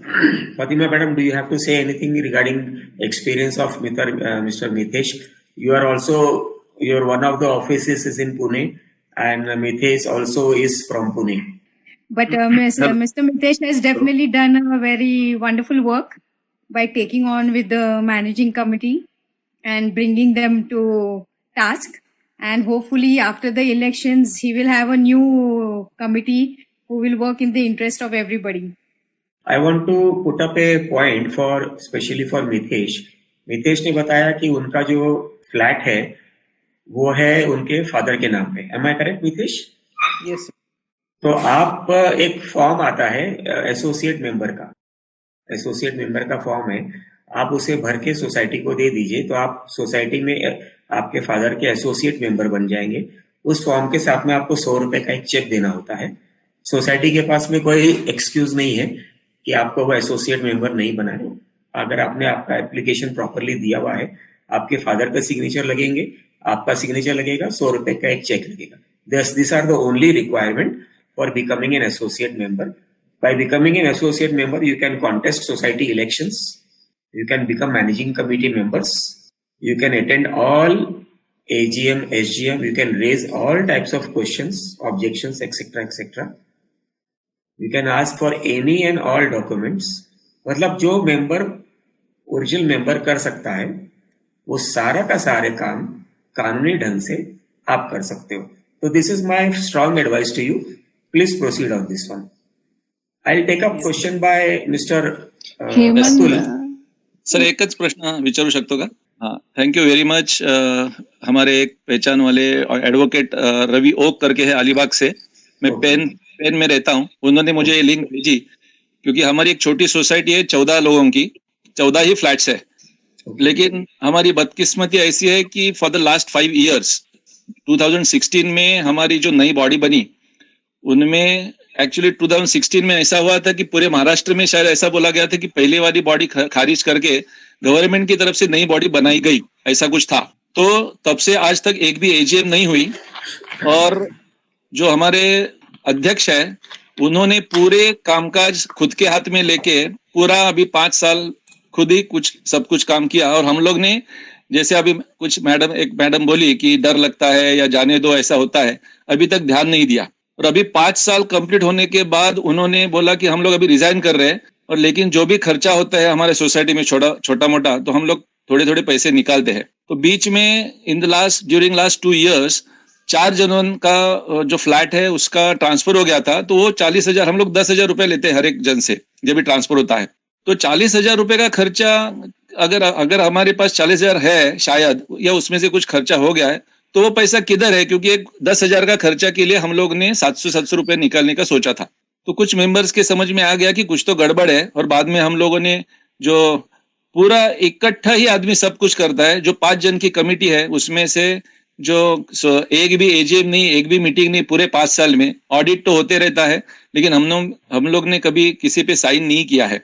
लेकिन अभी अचानक ऐसा समझ में आ गया कि 5 साल में हमारे सोसाइटी में कम से कम 70-80 हजार का कुछ मिस मैनेजमेंट हो गया है. तो हम लोगों ने वो जो अध्यक्ष है उसने एक्चुअली सोसाइटी मेंबर का बिल फाड़ने के लिए, अध्यक्ष का मतलब चेयरमैन है शायद, करेक्ट? चेयरमैन. ठीक है. चेयरमैन का एक ऐसा हमारे पास रिसीट आया है जो सोसाइटी का रिसीट फाड़ने के बाद उसके ऊपर नंबर भी नहीं है और डेट भी नहीं है, लेकिन उसमें जिसने 13,600 रुपया दिया है उसका साइन है और हमारा जो चेयरमैन है उसका साइन है उसके ऊपर, लेकिन वो हमारे हिसाब में किधर दिखता नहीं है. तो उसके वजह से अभी वो डर गया है चेयरमैन, क्योंकि उसके ऊपर पुलिस कार्रवाई हो सकती है ऐसा किसी का बोलना है. अभी 14 में से कम 12 जन है कि वो उसके खिलाफ है. लेकिन अभी उसका जो भी 5 साल में पूरा फ्रॉड है जो भी हम लोग को लगता है उसके हमारे पास बिल्स नहीं है, ऑडिट की रिपोर्ट है, और जो रोजकीर्द बोलते हैं जिसके ऊपर वो हर महीने का जो भी जमा हुआ और खर्चा लिखता है वो हमारे पास अभी है एज अ सोसाइटी मेंबर्स करके. तो अभी हम लोग क्या करें कि उसके अगेंस्ट वो 70-80 हजार रुपए देने के लिए तैयार है, लेकिन लीगली हम लोग कैसे ले सकते हैं उससे पैसा? अतुल जी, ऐसा है कि अगर आपके सोसाइटी में 5 साल से एजीएम नहीं लिया हुआ है, हम तो लोग भी जैसे सॉरी आज, कभी पूछा भी नहीं, हाँ, ये हमारी गलती है क्या? नहीं, गलती आपकी नहीं, आप साधारण मेंबर हो। दायित्व, रिस्पॉन्सिबिलिटी, जिम्मेदारी किसकी है? सोसाइटी के मैनेजिंग कमेटी की, ओके ओके, है ना? सोसाइटी के चेक पे साइन करने का आपका अधिकार है या चेयरमैन का अधिकार है? तो चेयरमैन। जवाबदारी उसका है जो साइन करता हाँ है ना? जो मैनेजिंग कमेटी मीटिंग कंडक्ट करता है, जो सोसाइटी की कार्यभार को देखता है, उसकी जवाबदारी होती है। हम्म, तो अगर आपके सोसाइटी में एजीएम नहीं हुआ है, तो जैसे आज हमने सेक्शन 76 के ऊपर डिस्कस किया, हाँ, कभी और आगे जाके हम सेक्शन 75 के ऊपर भी डिस्कस करेंगे। अब सेक्शन 75(5) ब्रैकेट सब सेक्शन 5 जिसको कहते हैं, 75(5) सेक्शन के अंदर में चेयरमैन, सेक्रेटरी और ट्रेजरर तीनों को 5 साल के लिए डीबार कर सकते हो आप। डीबार का मतलब है अब दोबारा वो मैनेजिंग कमेटी के इलेक्शन में नहीं लड़ पाएंगे। हाँ हाँ, ये सेक्शन 75(5) का प्रोविजन है। क्यों? क्योंकि सेक्शन 75 में लिखा हुआ है कि अगर आपने एजीएम नहीं कॉल किया, 1 साल का भी नहीं कॉल किया, तो भी आप डिस्क्वालीफाई और डीबार हो जाते हो। ओके, तो एक सिंपली अर्जी दे दो, 100 रुपए का टिकट लगाना होता है। अर्जी दे दो डेप्यूटी रजिस्ट्रार को, बोलो इसने एजीएम नहीं लिया हुआ है, ये ऑडिट रिपोर्ट जोड़ रहा हूँ, मिनट का कॉपी नहीं है इसका, एजीएम का एजेंडा नहीं है, वगैरह वगैरह, इनको डीबार करो। खाली 8-10 लाइन लिखना है आपको, आपका काम हो जाता है। और अगर कोई प्रोफेशनल एप्लीकेशन बनाना है तो कोई भी लोकल एडवोकेट जो लेकिन सर cooperative- हमारा बेसिक इश्यू क्या है, 14 में से एक भी जन ये अभी नया काम करने के लिए तैयार नहीं है, नई बॉडी के लिए। वो हम लोग समझो करेंगे, लेकिन 5 साल में जो भी घपला हो गया है उसका पैसा हम लोग कैसे ले ले, क्योंकि वो सिंगल हैंडेडली चेयरमैन ही करता था, लेकिन अभी उसका जो फर्जी उसने जो रिसीट बना के पैसा लिया है वो हमारे पास प्रूफ है, ओरिजिनल कॉपीज है। तो हाँ, वो तो बोल रहा है मुझे- कि सॉरी मैं आपको 2 ऑप्शन बोलना चाहता था। हाँ एक तो 75 का ऑप्शन मैंने बोल दिया, और अगर आपको ऐसा लगता है कि इन्होंने फाइनेंशियल फ्रॉड किया हुआ है, इसको हम हाँ। बोलते हैं ना कि पैसा खा लिया, हाँ सर, हमारी खाया। बॉम्बे की भाषा में हम ऐसा बोलते हैं कि इसने पैसा खा लिया, हाँ सर, या तो लीगली बोलेंगे फाइनेंशियल मिस अप्रोप्रिएशन किया, फाइनेंशियल मिसफिशियंस किया, फ्रॉड किया, वगैरह वगैरह। हाँ तो एमसीएस एक्ट में मिस अप्रोप्रिएशन और मिसफिशियंस का वर्णन है। ओके सर, तो इसको सुधार करने के लिए सेक्शन 81 के अंदर में एक अर्जी डालनी होती है, सेक्शन 81 ब्रैकेट 6 में, कि इस सोसाइटी का इस खाते का पूरा फिर से रीऑडिट करा जाए। वो आपकी इच्छा के ऊपर है कि आप हाँ। हर साल का ऑडिट करवाना चाहते हो या उस साल का ऑडिट करवाना चाहते हो जिस साल में ये फाइनेंशियल फ्रॉड हुआ है। ओके सर, एक बार वो ऑडिट होता है गवर्नमेंट कोऑपरेटिव डिपार्टमेंट के ऑडिटर से। वो स्टैट्यूटरी ऑडिटर जो साधारण पैनल के ऑडिटर है, वो उनको ऑडिट करने का अधिकार नहीं है इसके अंदर। तो ये Okay, कोऑपरेटिव डिपार्टमेंट के गवर्नमेंट कोऑपरेटिव ऑडिटर ऑडिट करता है इसका ऑडिट का फेज जो होता है, जो अर्जदार है, जैसे अगर अतुल अर्जी करता है तो अतुल को ये पैसा भरना ऑडिट का। रीऑडिट में ये साबित होना चाहिए कि ये पैसे का घपालेबाजी हुआ है, पैसे का खाया पिया हुआ है, वाउचर अवेलेबल नहीं है, बिल्स अवेलेबल नहीं है, कॉन्ट्रैक्टर फ्रॉड का, ये सब प्रूव होना चाहिए। तो ये गवर्नमेंट एक बार ऑडिटर रिपोर्ट देता है तो वो फाइनल और इररेफ्यूटेबल होता है। इस 81 के ऊपर रजिस्ट्रार आपका सेक्शन 88 में कार्यवाही करके उसका पैसे का वसूली करेगा और उसको 5 साल के लिए डीबार भी करेगा। ओके सर, ये दोनों प्रोविजन है। सेक्शन 81(6) के अंदर भी जब आप अर्जी डालोगे तो उसमें भी आपको 100 रुपए का स्टैम्प पेपर लगाना है। जो भी आपके पास में डॉक्यूमेंट्री एविडेंस होगा, दस्तावेज होंगे, वो आपको अटैच करना है।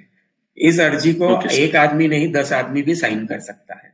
ओके सर, ठीक है। इसमें भी सुनवाई होती है और आप उसमें सुनवाई के समय हाजिर रहने का हकदार बन जाते हो। एक ही पूछूं सर, एक ही उसमें एक ऑप्शन मुझे पूछना था, क्वेश्चन। यस कि ये जो भी ऑडिट किया था, वो ऑडिट के लिए उसी ने सब उसके वाउचर्स वगैरह बनाए थे, उसमें किसी का भी मेंबर का साइन है नहीं पूरे खर्चे में। अब अगर वो आपने जिससे ऑडिट करवाया, सोसाइटी ने जिससे ऑडिट करवाया, वो बोलते हैं पैनल ऑडिटर। हाँ, पैनल ऑडिटर का काम है वाउचर देखना, उसमें वाउचर में मिनिमम 2 मैनेजिंग कमिटी के सिग्नेचर होना कंपलसरी है, मैंडेटरी है। अगर एक सिग्नेचर है तो that voucher is null and void. Don't interrupt me, just hear it out, then you can ask me your question later on. और उस वाउचर में जिसने पैसा लिया, जिसको पैसा मिला, उसका भी सिग्नेचर होना है, अमाउंट होना है, और उस वाउचर के साथ में बिल अटैचमेंट होना कंपलसरी है। ये सब अगर नहीं है तो वो वाउचर, वो बिल फ्रॉड है, ये क्रिमिनल ऑफेंस भी बन जाता है। और अगर आपका पैनल ऑडिटर ने इसको ऑडिट करके ओके कर दिया हुआ है तो वो भी इस कार्यवाही में गुनहगार बन जाता है, उसके ऊपर भी क्रिमिनल एक्शन हो सकता है। और अगर आप प्रॉपर अर्जी करोगे तो उसका पैनल ऑडिटर नंबर रद्द हो सकता है। ये सब आप कार्यवाही कर सकते हो। Thank you very much sir, very. Hemant sir, जैसे आपने बताया कि एसोसिएट मेंबर का फॉर्म भर के हम एसोसिएट मेंबर बन सकते हैं। Yes ma'am. तो कमेटी फिर उसको क्या एजीएम में रेटिफाई करवाती है? Well, let us put it this way, कोई भी मेंबरशिप का फॉर्म आता है ना, मेंबरशिप अलग अलग किस्म के होते हैं। जैसे एक होता है नॉमिनल मेंबरशिप।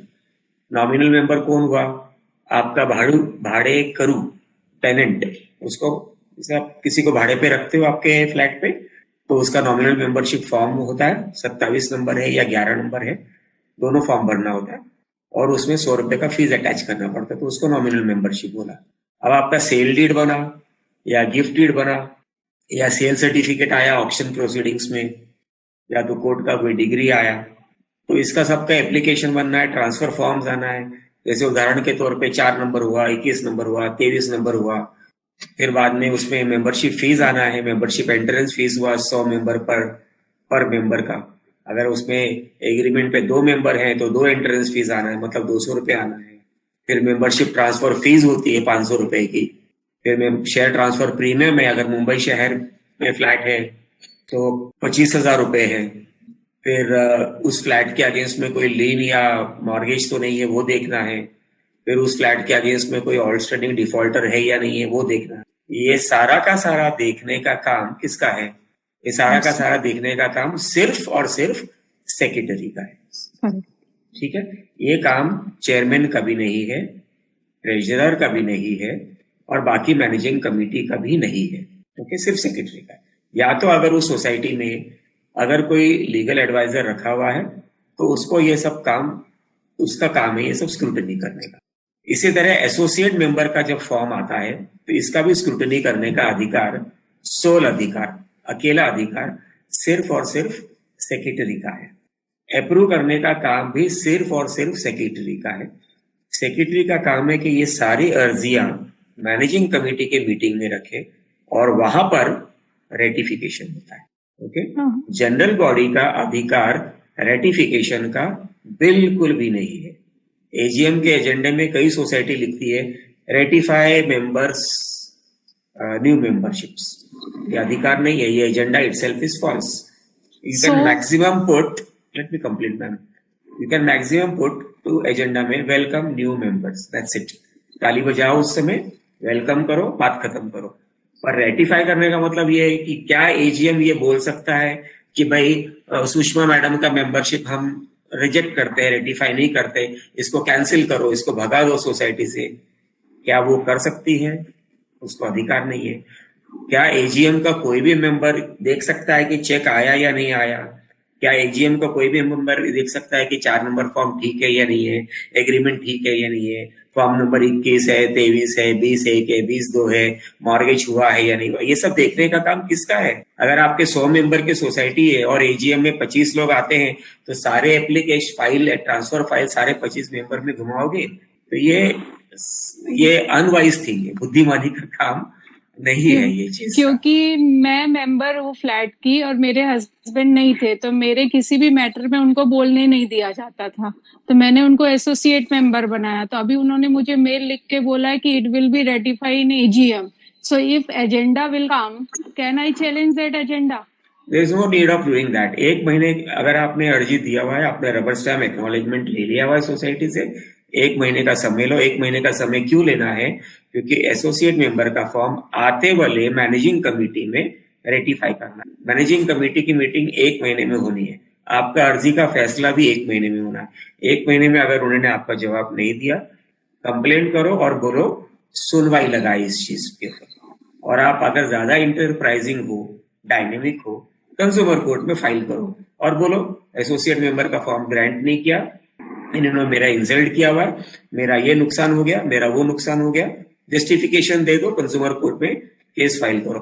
कंज्यूमर कोर्ट में जीतोगे या नहीं जीतोगे ये नहीं सोचना, फाइल करो, ब्रिंग द, अगर मैनेजिंग कमेटी बदतमीजी करती है, अगर ठीक से परफॉर्म नहीं करती, अगर सोसाइटी के लोगों को तकलीफ देती है, तो मैं ऐसा कहता हूं कि मैनेजिंग कमेटी को कोर्ट के चक्कर लगवाने शुरू करो। सर मैंने उनको दिया, उन्होंने बोला it is approved in management committee but it will be ratify in AGM. थोड़ा बुद्धिमानी का प्रश्न है यहाँ पे, जैसे मैंने आपको बताया कि 25 मेंबर के पास अर्जी भेज देना रेटिफाई करने के लिए, हर मेंबर चेक करेगा और बस और बोलेगा, और अगर किसी मेंबर ने ये बोल दिया, 2 मेंबर ने, कि मैं रेटिफाई नहीं करता हूँ, तो क्या होता है madam? Then what happens? Got it. Deepa madam थोड़ा सा बोलिए, हमारे पास समय कम है। Yes sir. सर हमारे यहाँ पे जब भी एडमिनिस्ट्रेटिव था, अभी तो बीओए है, तो एडमिनिस्ट्रेटिव 2 साल था ना। मैडम सबको नहीं पता बीओए क्या है, तो पूरा खुलासा में बोलिएगा। बोर्ड ऑफ एडमिनिस्ट्रेटर, चलो ठीक है, ओके। सर फिर इसने 2 साल में पैसे के बहुत सारे मिसयूज किए, लाइक वाउचर्स नहीं है। एमसी ने कि बीओए ने? नहीं, एडमिनिस्ट्रेटिव ने किए, रजिस्ट्रार ने जिसको बिठाया था। Okay okay. तो अराउंड 10 लाख का किया है और 13 लाख का पानी का बिल छोड़ के गया है। Very good. तो हम लोग अभी सोच रहे कैसे लाइक रजिस्ट्रार को कंप्लेन करें, तो आपने बोला अंडर सेक्शन 88 के रीऑडिट कराने का, ऐसे सब कुछ। तो व्हाट यू सजेस्ट? आज का विषय नहीं है, लेकिन 1 मिनट में मैं आपको रिपीट कर देता हूँ। आप सेक्शन 81(6) के अंदर एक अर्जी बना के दे दो, जितना हो सकता है डॉक्यूमेंट्री एविडेंस दे दो, और उसको एडमिनिस्ट्रेटर का नाम डालो कि किसने घपालेबाजी किया हुआ है, और जब 81(6) का रिपोर्ट आ जाएगा तो आप रजिस्ट्रार उसके अंदर अपने आप 88 का कार्रवाई करेगा, और वो एडमिनिस्ट्रेटर से पैसे वसूली का काम करेगा, या तो उसके ऊपर क्रिमिनल एक्शन फाइल करने का ऑर्डर दे देगा। ओके, दैट मींस 81(6) में मुझे उनको एप्लीकेशन देना है। करेक्ट है madam. Okay, thank you sir. Seema madam, आपका प्रश्न। हेलो यस मैडम, ब्रीफली पूछिए। Thank you so much for taking up my question. लेकिन मुझे थोड़ा सा क्लैरिफाई करना था, वो जो एजेंडा फॉलो नहीं हुआ था, I had showed that whatever minutes to my advocate. उन्होंने मुझे बोला कि ये 5 क्लियर डेज नहीं है, क्योंकि एक दिन जिस दिन सर्कुलर दिया जाता है, जिस दिन मीटिंग छोड़ा होता है, उसके बीच में 5 दिन होना चाहिए। ये तो वो पॉइंट उन्होंने ड्राफ्ट करके दिया। तो as a so that is why I said that these are the 2 points. तो अभी आपने जो मेरे को बोला कि इट इज 6वें दिन में दिया, तो नाउ आई एम कंफ्यूज्ड कि क्या करूं, मतलब in the sense I am not, कैसे मैं ठीक है, आप खुद ही गिनिए, आप खुद गिन लीजिए, मैंने तो गिनवा दिया, लेकिन बाकी पार्टिसिपेंट्स के बेनिफिट के लिए आप खुद गिनिए।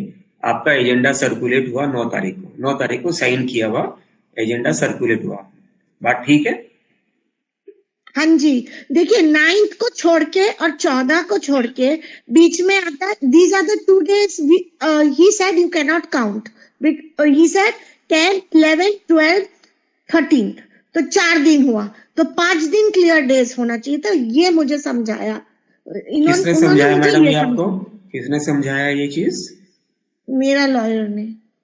लॉयर है, इसके लिए मैं नहीं कुछ बोलूंगा, लेकिन जो 9 तारीख का है, 9 तारीख को छोड़ने की आवश्यकता नहीं, 9 तारीख को नोटिस बांट दिया गया, तो वो दिन तो लेना ही लेना है।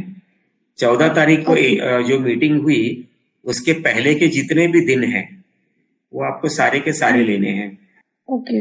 और अगर आपका लॉयर कोई नया फॉर्मूला कर रहा है, तो फिर सरकार को उसको चेंज करना पड़ेगा, बाय लॉज को। Okay sir, okay, thank you sir. Thank you ma'am, thank you. Excuse me sir. Hello sir. Yes ma'am, बोलिए। निखिल जी मैम, बोलिए। हाँ, sir my self Neelam Nikalje. Actually अभी टाइम अप हो रहा है। First thank you so much, ये webinar बहुत ही ज़्यादा इंफॉर्मेशन देने वाला और बहुत ज़्यादा मोटिवेशनल है। सर मुझे क्वेश्चन है, लेकिन मैं ऐसा जानना था कि नेक्स्ट वेबिनार में क्या हम लोग वो क्वेश्चन ले सकते हैं? वेबिनार में सुनिए मैडम, मेरे वेबिनार में, हमारे वेबिनार में, आपके वेबिनार में, ये वेबिनार सबका है, दोस्तों का वेबिनार है। तो वेबिनार हाँ सुनने के बाद में इस पे अमल करने की कोशिश करोगे तो ये वेबिनार सक्सेसफुल होगा। जैसे मितेश सर ने हमारा पहले 2-3 वेबिनार सुना, हाँ फिर उन्होंने खुद बताया, मुझे बोला कि मुझे भी मेरा एक्सपीरियंस शेयर करना है। यस लेकिन ऐसे मुझे अभी इतने लोग अटेंड करते हैं, कोई कोई वेबिनार में 100 लोग भी अटेंड करते हैं, किसी में 50 करते हैं, किसी में 80 करते हैं। लेकिन ऐसे कोई हिम्मत नहीं दिखाता कि ये बोलता है कि ठीक है मुझे भी अपने सोसाइटी का एक्सपीरियंस शेयर करना है। तो एनीवे आप अपना प्रश्न पूछिए मैडम। हेलो, मैं पूछ सकती हूँ सर अभी? हाँ पूछिए मैम, छोटा सा हाँ पूछिए, थोड़ा सी में। हाँ यस श्योर सर। सर हमारा सेकंड होम है एक्चुअली, या जहाँ पे मतलब मैं मुंबई में रहती हूँ, हमारा सेकंड होम दूसरी जगह पे है। ओके तो वहाँ पे अभी जो कमिटी है वो प्रोविजनल कमिटी है 1 ईयर की, लेकिन वो जो कमिटी है वो बाईलॉज को फॉलो ही नहीं कर रही है। ओके, फर्स्ट अपॉन जो चेयरमैन बने हैं उन्होंने जो वो एसोसिएट मेंबर है, और एसोसिएट मेंबर का उन्होंने जो फॉर्म भर के चेयरमैन बनने चाहिए वो बने ही नहीं है वैसे फॉर्म भर के। और फर्स्ट थिंग उन्होंने जो भी अभी 180-160 मेंबर्स है वहाँ पे, और जो भी 1 लाख के अबाउ जो भी खर्चा है वो as a general body meeting में पास होना चाहिए, तो वो वैसे तो उन्होंने किया ही नहीं है। फर्स्ट जब से नवंबर में कमेटी फॉर्म हो गई तब से उन्होंने टिल दैट मे एक भी मीटिंग अटेंड नहीं की। मई में जो पहले वाले चेयरमैन को थोड़ा सा दादागिरी करके उन्होंने खुद चेयरमैन बन गए।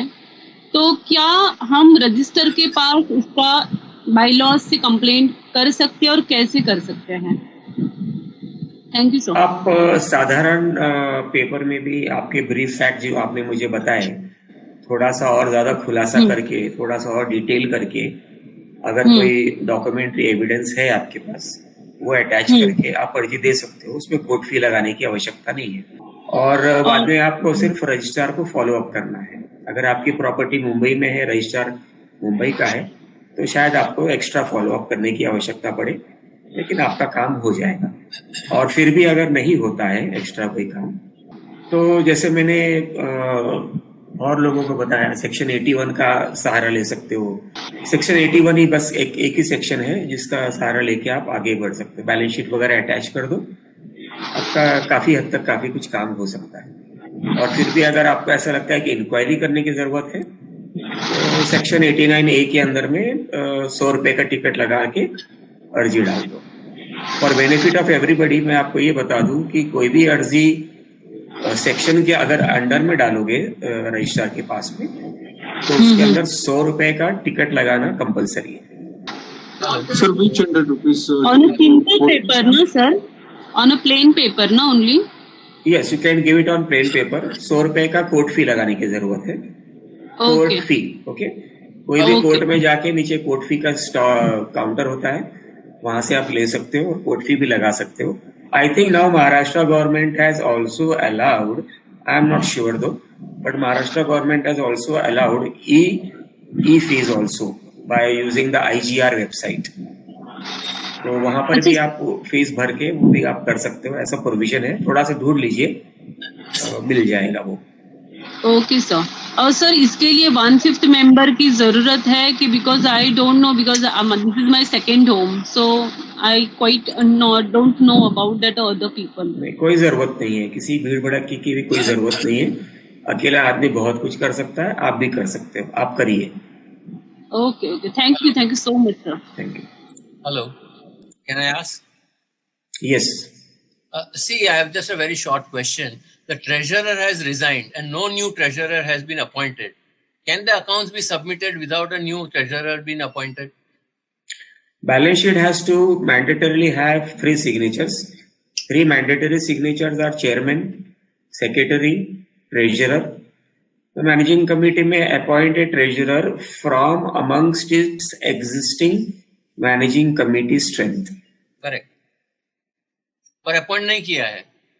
वो अभी मैं उसका जवाब नहीं दे सकता सर। आपकी मैनेजिंग कमेटी काम नहीं करती है तो उसका जवाब देना मुश्किल है। They have submitted the accounts to the registrar without treasurer signature.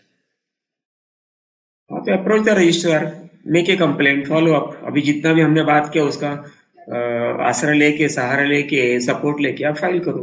Okay okay, thank you. Anybody else has any question before we conclude? Sir 1 minute मैं कह सकता हूँ कुछ? हाँ बोलिए। हाँ, जो मैंने बात कही थी कि हमारे मैनेजिंग कमेटी ने बिना मतलब एक कोटेशन आया था एक पर्टिकुलर वर्क के लिए, और मैनेजिंग कमेटी की मीटिंग बुलाए बगैर चेयरमैन ने अकेले ने वो कॉन्ट्रैक्ट दे दिया, तो उसके बारे में कुछ हम कर सकते हैं? सोसाइटी में जो भी खर्चा होना है, भले 10 रुपए का ही क्यों ना हो, उस खर्चे को मैनेजिंग कमेटी में अप्रूव करके सैंक्शन करना मैंडेटरी है। तो कोई भी एक पर्टिकुलर आदमी, चेयरमैन हो अकेला या अकेला सेक्रेटरी हो या कोई कमेटी मेंबर हो या ट्रेजर, वो खर्चा नहीं कर सकता। अगर किसी ने कर दिया हुआ है, मुझे पूरी करने दीजिए बात जी। अगर उसने खर्चा कर दिया हुआ है तो, और अगले मीटिंग में अगर उसको रेटिफाई कर दिया हुआ है और वो खर्चा अगर गलत साबित होता है, तो सारे के सारे कमेटी उस पर उसका ऑफेंस के लिए जिम्मेदार होते हैं। हाउएवर, अगर वो खर्चा एक आदमी ने किया हुआ है लेकिन नेक्स्ट मैनेजिंग कमेटी मीटिंग में वो रेटिफाई कर दिया हुआ है, और मेन रीजन होना चाहिए कि वो खर्चा लेजिटिमेट होना चाहिए, मतलब जेन्युइन है, वो खर्चा हकीकत में हुआ होना चाहिए, ऐसा नहीं कि वो फॉल्स खर्चा हो, तो भी मैनेजिंग कमेटी रेटिफाई कर सकती है, and they are protected under section 77 of the MCS act, जिसमें लिखा हुआ है कि अगर वो डिफॉल्ट नेक्स्ट टाइम पे रेटिफाई कर लिया और अगर वो लीगल है, तो then it is final and acceptable under the law. Managing committee के एक मेंबर ने ही वो एस्टिमेट दिया कि ये 10,000 में हो सकता है, उसकी जगह पे सेक्रेटरी ने ये कॉन्ट्रैक्ट 17,000 में दे दिया। पर अगर वो खर्चा अगले मीटिंग में रेटिफाई हुआ है, सारे मैनेजिंग कमेटी ने उसको एक्सेप्ट कर लिया हुआ है और ओके कर दिया हुआ है, क्योंकि मैनेजिंग कमेटी मीटिंग में एक एजेंडा ऐसा होता है, मैंडेटरी है कि to ratify expenses up to previous managing, up from the previous managing committee meeting up to date.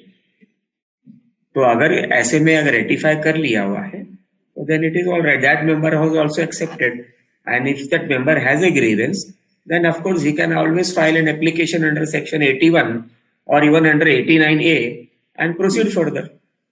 तो ये जो उसके बाद वाली मैनेजिंग कमेटी में जो रेटिफाई होना है, तो वो मैनेजिंग कमेटी की मीटिंग बुलानी चाहिए officially by serving a notice to all the managing committee members.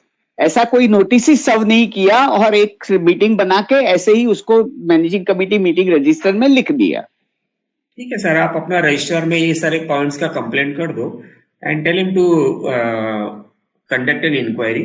वो इंक्वायरी में देखिएगा कि नोटिस है या नहीं है। Anybody else having any other questions? We will thank you so very much. Okay, Fatima ma'am, are you there still on the line? Yes, sir, I'm there. I'll take in your few last comments on our today's webinar before we conclude. Sure, sir. So the webinar was good. It has been a very good experience. And Mr. Mitesh, he, though being a commoner, the resolution that he took against the society is really commendable. Yes, and everybody definitely. should come forward. Everybody should come forward because it is eventually everybody's right as a member to speak up for their rights. So I think it's a good motivating point for all of us in this webinar because everybody is getting awakened. Yes. So we are moving in the right Fatima direction. Madam, Mitesh sir ने सिर्फ 100 रुपए का sticker की वजह से, सिर्फ एक छोटा सा 100 रुपए का स्टिकर था, वो दे के मामला निपटा सकते थे, लेकिन उनको लगा कि गैर कानूनी काम हो रहा है। सही बात है। और वैसे भी उन्होंने जो भी कुछ काम किया वो खाली उनके खुद के लिए नहीं किया, पूरे सोसाइटी को रिलीफ मिल गया उनके सेक्रेटरी के दादागिरी से। Am I right, Mr. Mitesh? I truly appreciate your efforts, जो भी आपने कुछ किया, and I admire what you have done it. I Really, put it, yes, and I also appreciate your registrar, जिन्होंने इतना अच्छा order निकाला इस चीज के लिए. She must be probably knowing me. अगर कभी दोबारा जाना पड़ा तो मेरा थैंक यू और अप्रिसिएशन भी उन तक पहुंचा देना. Yes, sir, definitely. which part of Pune is Mr. Mitesh from? Nitesh जी, पाषाण. पुणे से कहाँ से हुआ? पाषाण. पाषाण. Okay, Pashan. PASHAN. Okay. Okay. We will conclude this webinar today. With the permission of all the participant friends, we will conclude today's webinar. Thank you all for attending this knowledge sharing webinar. Wishing you, all sir. friends and family, wishing all friends a healthy and peaceful life forward. Thank you, everybody, and Thank you, sir. goodbye, everybody. Thank you. Sir, Sir, and wish you the